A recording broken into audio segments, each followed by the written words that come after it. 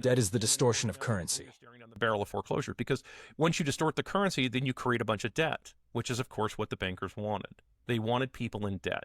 And it's been a problem, even the student loans and everything else that we'll eventually talk about in this, I'm sure. It's always about people spending money that they don't have, getting into all kinds of crazy debt. And this is where guys like Dave Ramsey are correct.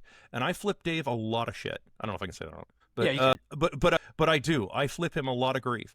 But he's not wrong on that issue. That's the one thing I actually agree with him on. You know, it's one thing if you're taking on a little bit of debt for like a business purpose or something. Jet ski, not so much. Yeah. You know, that is a terrible idea. No, you shouldn't be taking on a bunch of debt to buy a jet ski. or some other or vacations. Worse one is like people borrowing 10 grand to go on an exotic vacation. Yeah, you probably shouldn't be doing something like that. That's actually poor financial planning on your part.